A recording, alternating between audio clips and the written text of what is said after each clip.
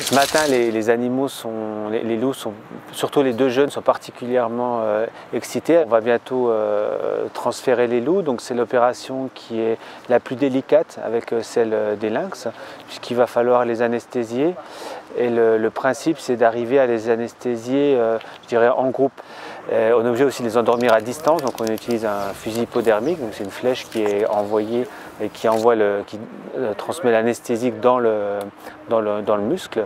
On anesthésie en premier la jeune femelle parce que c'est elle qui est la plus vive, je dirais, avec le plus de stress potentiel. Donc on va l'endormir en premier pour qu'elle n'excite pas aussi les deux autres. C'est bon pour toi? Je vais prendre la tête.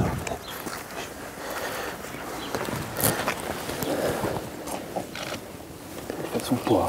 On était obligé de les anesthésier en fait pour pouvoir les déménager d'un enclos au nouveau parc. Et justement, on a profité de faire un check-up complet.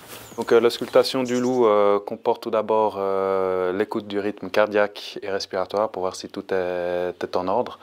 Ensuite, j'ai mis des gaz en fait, dans les oreilles pour éviter tous les bruits alentours, pour que le loup reste dans une narcose correcte.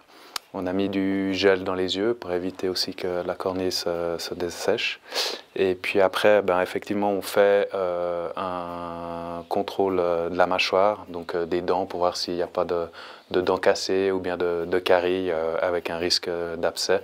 On contrôle également l'intérieur de la gueule. Et puis après, on fait un check complet au niveau du corps, donc par palpation en fait. Ça sert à savoir est-ce que tout d'un coup il y aurait une masse qu'on n'aurait pas vue, ou tout d'un coup une maigreur ou une atrophie par exemple musculaire. On contrôle aussi bien sûr les pattes avec les ongles pour voir si tout est en ordre.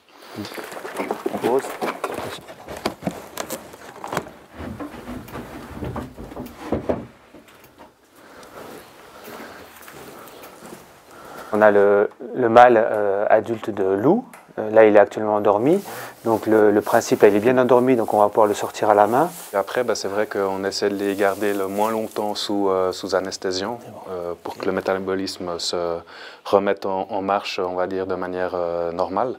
Donc on donne un antidote, un antagoniste, et qui va amener en fait au réveil du loup. Le nouveau local leur permet en fait paisiblement de se réveiller. Ils ont l'air d'être bien dans ce sas. L'avantage de ce nouvel enclos, c'est que pour eux, il est immense par rapport à ce qu'ils avaient avant. Et puis aussi pour les visiteurs, ça va être quelque chose de très bien, puisqu'ils vont pouvoir aussi les voir par-dessus, avec différents points de vue. Donc ça sera mieux, et aussi pour le personnel dans son travail quotidien.